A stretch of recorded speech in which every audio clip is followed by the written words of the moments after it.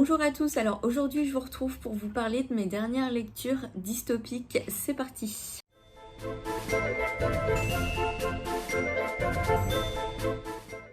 Alors vous l'avez peut-être vu sur Instagram, j'ai sorti quelques chroniques sur les livres que je vais vous présenter. Donc voilà, si vous aviez envie d'en savoir plus en voyant mes photos sur Insta, c'est le moment, je vais vous en parler un peu plus. Donc dans cette vidéo, je vais vous parler de 3 livres. Donc d'abord, il y aura Blackout, ensuite La voleuse des toits et pour finir, Vox. Donc on va commencer avec Blackout. Alors Blackout, il a été écrit en 2012 par Mark Ellsberg et il est sorti aux éditions Piranha. Donc c'est un livre que j'ai acheté moi quasiment à sa sortie, donc il fait un peu la tronche, comme vous voyez la couverture là elle a pris cher. Je pense que depuis il a largement dû sortir en poche, désolé pour le bruit, le chat fait ses griffes. Blackout il fait un peu moins de 500 pages, il m'a fallu une semaine pour le lire, alors j'estime que j'ai mis un peu de temps à le lire parce que j'ai pas forcément hyper accroché, donc je vais vous dire ce que j'en ai pensé. D'abord je vais vous le résumer alors. En gros, un jour, dans toute l'Europe, il y a un blackout complet, donc c'est-à-dire plus d'électricité, plus de réseau, plus d'internet, etc. Et donc, ça entraîne un peu une panique générale, il n'y a plus d'eau courante, il n'y a plus possibilité de prendre de l'essence, etc. Et donc, en fait, on va suivre plusieurs habitants dans différentes villes d'Europe, donc Berlin, Paris. Il me semble qu'on suit aussi un Italien, des Allemands, beaucoup, enfin bref.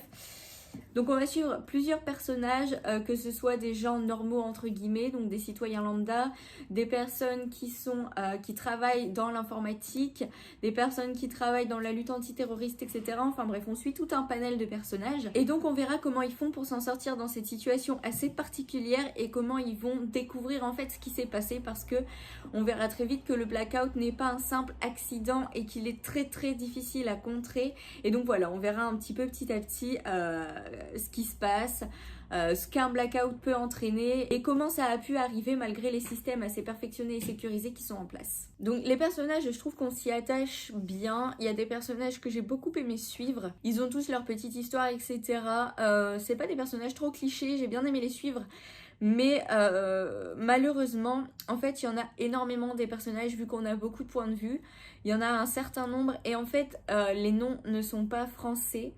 Il y a beaucoup de noms allemands et moi les sonorités allemandes j'ai du mal, j'ai tendance à beaucoup confondre en fait. Déjà quand les prénoms et les noms sont en français, j'ai beaucoup de mal à les retenir, les prénoms et les visages, c'est un truc qui me donne toujours du mal et qui m'a toujours donné du mal.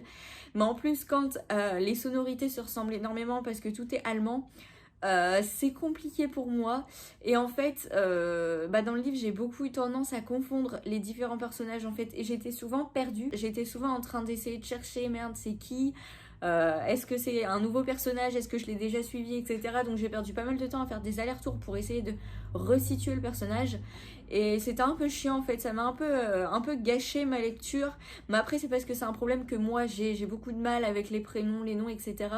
Et déjà dans des livres, je veux dire avec des sonorités que j'arrive parfaitement à distinguer parce que c'est ma culture. Quand il y a trop de personnages, ça devient compliqué, mais alors là, c'était anarchique. Et franchement, les 100 premières pages, il m'a bien fallu ça pour réussir à vraiment apprendre à les distinguer et encore. Ensuite, au niveau de l'intrigue, alors il y a beaucoup de rebondissements et franchement, je trouve qu'on garde le suspense vraiment jusqu'à la fin. Là-dessus, l'auteur, il a vraiment bien fait son job. Je me suis pas doutée tout de suite de ce qui allait se passer. Pourtant, j'ai tendance à vraiment anticiper ce qui arrive dans les livres. Donc, c'était plutôt pas mal. Et en plus, l'intrigue, ce qu'il y a, c'est qu'elle fait énormément réfléchir. Donc, comme je vous ai dit, pendant le blackout, en fait, on voit l'évolution de tout ce que ça peut entraîner. Donc, en fait, on voit d'abord une coupure d'électricité, puis on voit que ça peut entraîner une coupure dans l'eau, que ça empêche de remonter l'essence dans les pompes. Que au-delà de ça, les hôpitaux, ils ont des générateurs de secours, mais ces générateurs, ils peuvent fonctionner que quelques jours. Quand le blackout, il est prolongé, ça cause de vrais problèmes.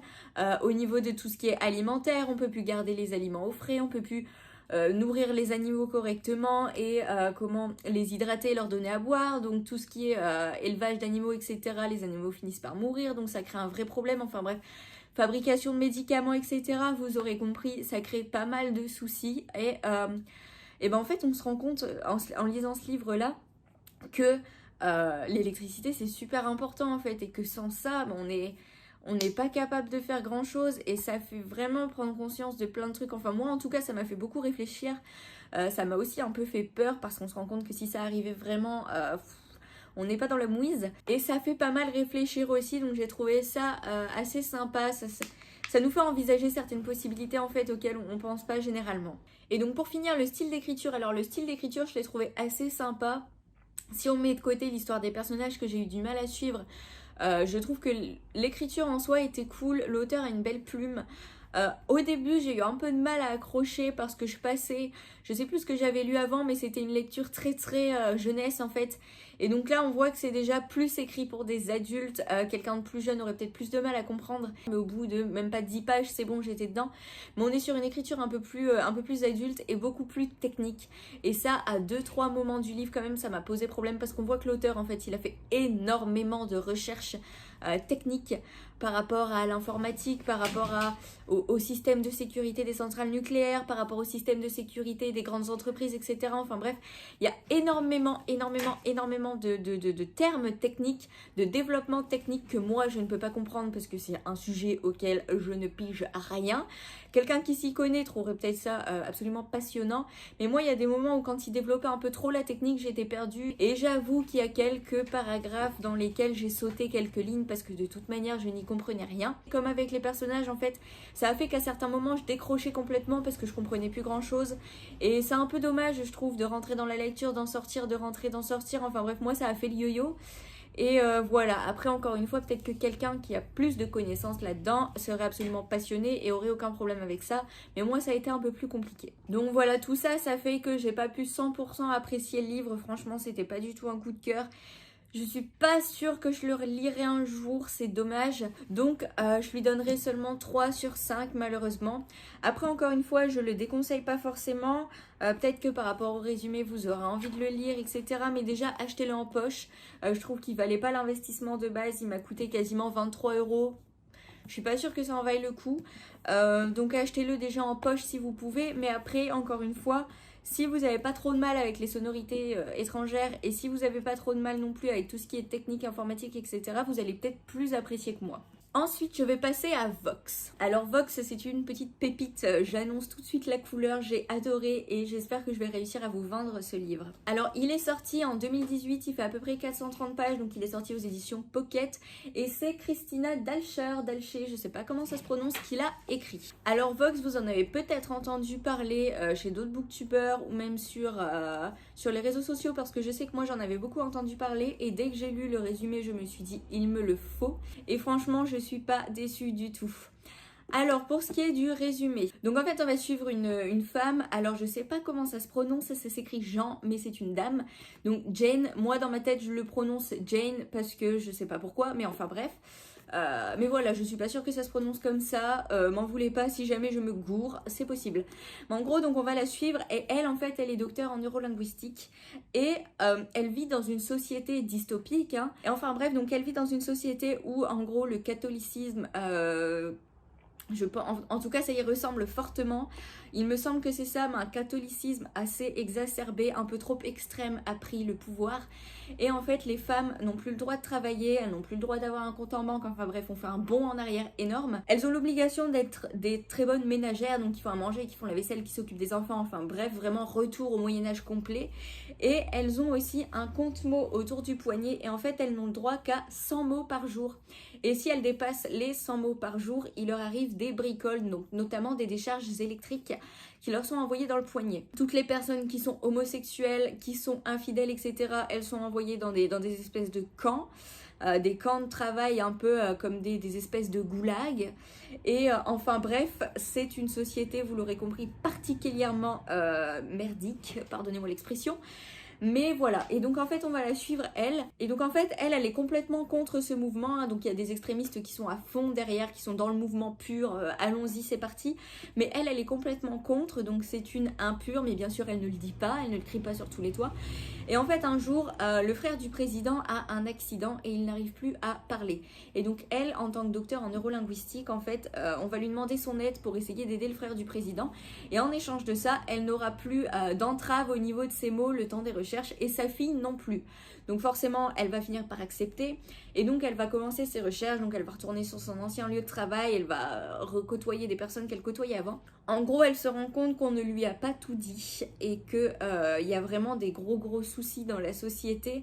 Elle verra aussi qu'elle a peut-être un peu plus d'alliés qu'elle le pensait et que les opposants, donc les personnes au pouvoir, peuvent se montrer très machiavéliques. Voilà, j'en dirai pas plus pour éviter de spoiler, mais quand j'ai vu ça, quand j'ai compris ce que ça allait être à peu près, j'ai foncé parce que j'adore tout ce qui est dystopie. En plus là, on est clairement sur des questions qui touchent au féminisme, à la question du poids de la voix de la femme, etc. Enfin bref, des choses que j'adore si vous avez vu mes anciennes vidéos. Donc voilà, je pouvais pas passer à côté, vraiment. Et la lecture a été plus que satisfaisante. Déjà, comme je l'ai dit, ça joue beaucoup sur des sujets qui sont un peu d'actualité, donc le droit des femmes, etc., la parole donnée aux femmes, enfin bref, ça touche à des choses hyper importantes qui sont d'actualité, qui continueront, je pense, d'être des questions hyper importantes pour le futur et qui l'ont déjà été dans le passé. Je pense que c'est des questions que tout le monde devrait se poser à un moment dans sa vie. Et en plus, le tout est mis dans un cadre dystopique hyper réaliste. En fait, on pourrait presque y croire et c'est ça qui est flippant. Et c'est ça aussi qui fait réfléchir, c'est que finalement, ça pourrait arriver en fait. C'est quelque chose qui pourrait très bien arriver. Et c'est ça qui fait peur et c'est ça qui fait vraiment réfléchir. C'est pour ça que vraiment j'ai trouvé cette histoire hyper prenante, hyper poignante en fait. On peut pas le lire et rester complètement de marbre, c'est impossible. Ensuite, au niveau de l'intrigue, c'est génial parce que je trouve qu'en fait, l'histoire est de plus en plus rythmée, elle est de plus en plus prenante. Et en fait, il n'y a aucun moment où je me suis ennuyée. Au plus j'avançais dans l'histoire, en fait, au plus j'avais envie de la lire. Et c'est pour ça que je l'ai lue en seulement 2 jours. J'avais vraiment envie d'aller au bout, j'avais envie de déterrer tous les secrets que Jen, elle déterrait. Enfin bref, j'avais vraiment envie d'en apprendre plus. Et c'est un roman, en fait, hyper rythmé. Il tourne autour des sujets hyper importants, mais sans être lourd, en fait. Sans passer par une réflexion intensive de type philosophe et essai.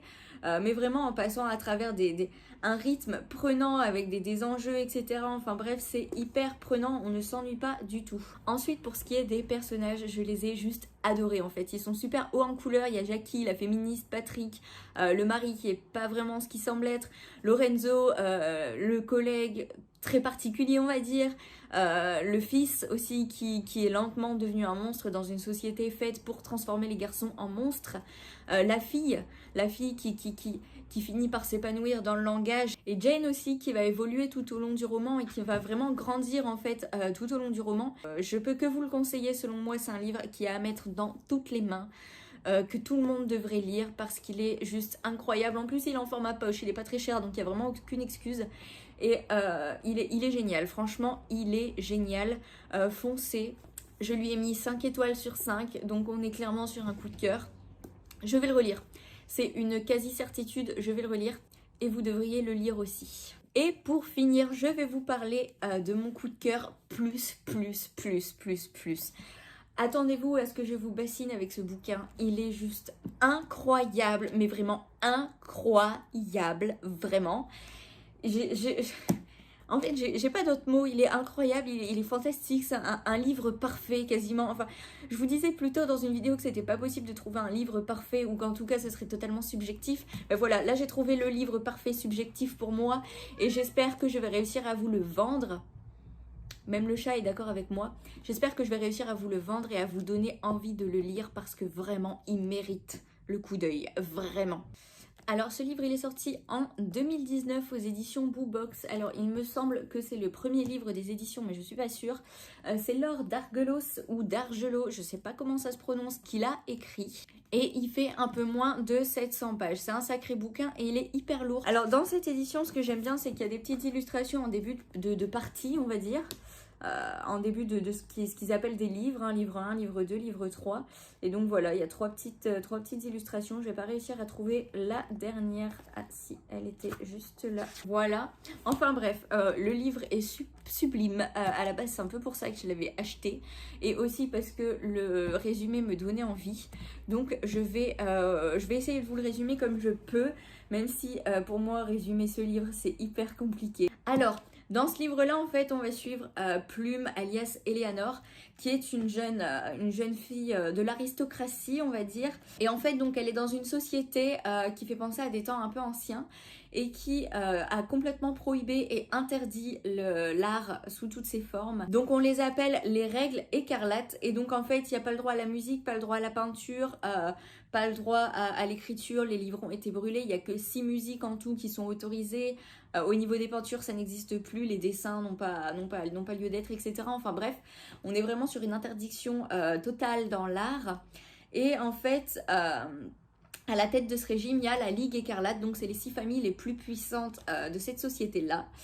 Et Plume, c'est une jeune fille de l'aristocratie, donc, mais qui n'est pas trop d'accord avec tout ce qui se fait dans la société, et qui toutes les nuits en fait s'en va sur les toits, escalade les toits et va dessiner sur les murs de la cité en fait, pour essayer de donner envie aux gens de reprendre l'art, etc. Bien sûr, ces dessins sont effacés tous les matins par la garde quand ils sont trouvés, mais voilà, toutes les nuits elle fait ça, et elle va aussi dans l'espèce de marché noir en fait, où elle connaît plein de monde pour échanger des informations, etc. Et un jour, en fait, pendant la fête nationale, il va y avoir un espèce de petit attentat venant de la résistance, de la rébellion.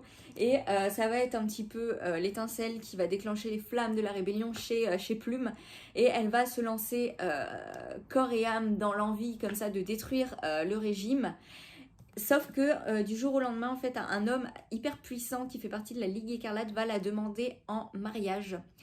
Et il est assez bizarre, ce mec, hein. Il est manipulateur, il est narcissique, il est ironique, il est condescendant. Enfin bref, c'est pas un mec hyper sympathique au premier abord. Et elle va essayer d'en apprendre un peu plus. Pourquoi il la demande en mariage alors qu'elle le déteste et qu'il la déteste? Pourquoi est-ce qu'il s'intéresse à elle comme ça? Pourquoi est-ce que l'Oméga, qui est le chef suprême, dont on ignore complètement l'identité, pourquoi est-ce que cet homme semble s'intéresser à elle, etc. Qui est-ce qu'elle est vraiment, elle, au fond? Enfin bref, tout un tas de questions qu'elle va se poser. Et elle va y répondre d'une manière juste incroyable. Les personnages dedans sont tous juste géniaux. Je les ai tous adorés, vraiment. Franchement, je me suis rarement autant attachée à des personnages. Ensuite, l'intrigue est toujours en mouvement. Chaque chapitre donne envie de lire le suivant. Dans chaque chapitre, il se passe quelque chose. Il n'y a pas un chapitre où on s'ennuie, et ça, dès le début, en fait. Et c'est ça qui est assez incroyable, c'est que dans des gros livres comme ça, il y a souvent des moments où il y a un petit peu de plat, le temps qu'on mette en place une situation, etc. Mais là, pas du tout. J'ai eu beaucoup de mal à le lâcher à chaque fois le soir. Et vraiment, vraiment, vraiment, c'est une histoire super bien rythmée. Je sais pas où l'auteur va chercher toutes ses idées et comment elle fait pour que le rythme soit prenant comme ça, mais franchement, c'est réussi. Ensuite, l'univers de la dystopie, il est super bien développé, et c'est pas facile de faire des bonnes dystopies, mais l'univers, là, il est super bien développé. On est sur quelque chose de super réaliste, on est sur quelque chose de super prenant. Il y a un peu de magie qui est intégrée, mais de manière tellement subtile, c'est léger, on n'est pas sur un truc lourd. En plus, tout se passe sur une espèce de société, sur un fond de renaissance un petit peu, qui est vraiment juste incroyable. C'est une société, une époque que j'adore dans les bouquins, en tout cas. Je suis pas sûre que j'aurais aimé vivre, mais en tout cas c'est une époque que j'adore dans les livres, et je retrouve tout ce que j'aime, les bals, les grandes robes, les mœurs, les coutumes, etc. Enfin bref, moi j'ai trouvé ça super agréable parce que c'est que des éléments que j'adore qui ont été réunis dans un seul et même livre, et toute l'histoire reste hyper surprenante, honnêtement. Comme je le disais, j'ai l'habitude de deviner un peu la fin, mais là j'ai été scotchée, mais complètement scotchée. En fait, toute la première partie, je pensais avoir deviné quelque chose. Arrivé à la deuxième partie, tout a été remis en question. Et ensuite, dans la troisième partie, c'était encore un retournement de situation de dingue jusqu'aux toutes dernières pages. Je ne m'attendais vraiment pas à ce qui allait se passer, et l'auteur réussit à faire des twists comme ça, mais jusqu'au tout dernier moment. Et c'est des retournements de situation tellement bien pensés, tellement bien construits, et qui fonctionnent tellement bien. Et vraiment, vraiment, vraiment, ce livre est génial. Je sais que je dois avoir l'air de m'emballer comme une petite folle, mais il est génial, donc je m'emballe comme une petite folle. Soyons honnêtes, 5 minutes, je ne peux pas faire autrement. Le style, il est super abordable, super agréable, pas du tout lourd, j'ai adoré. Enfin bref, vous l'aurez compris, et je l'ai déjà dit, c'est un véritable coup de cœur. Je lui mets même pas 5 sur 5, je lui mets 6 sur 5. Il est génial. Franchement, il fait partie de mes livres préférés. Et il n'y a pas beaucoup de livres dont je peux dire ça. Il m'a tellement plu que j'ai envie de le lire et de le relire. Et juste après l'avoir fermé, j'avais envie de le relire pour être sûre d'avoir bien compris. Enfin bref, c'est incroyable. Vraiment, lisez-le. je vais attendre le prochain livre de cette autrice avec une très très grande impatience.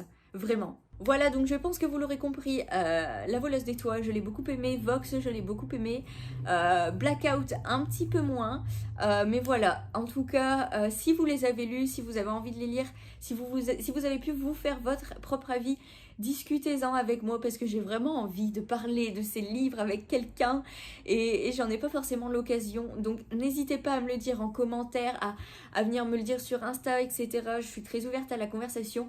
Donc vraiment, si vous avez aimé, dites-le moi, qu'on puisse en parler parce que c'est juste des trucs de dingue ces livres. En tout cas, j'espère que cette vidéo vous aura plu, même si j'ai apparemment beaucoup parlé, je pense. Si c'est le cas, n'hésitez pas à mettre un pouce bleu, à me mettre un petit commentaire pour, comme je vous le disais, qu'on discute des livres. N'hésitez pas à vous abonner aussi à ma chaîne, ça me fait plaisir. Ça me permet de dire qu'il y a un petit peu de monde quand même qui apprécie un minimum mon contenu. Et comme ça, vous êtes sûr de ne pas louper la prochaine vidéo. Et voilà, n'hésitez pas à la partager autour de vous aussi. Histoire de me faire découvrir à d'autres personnes. Soyez pas égoïste, me gardez pas juste pour vous. En tout cas, moi je vous souhaite une excellente semaine, un très très bon week-end et je vous dis à la prochaine fois pour la prochaine vidéo.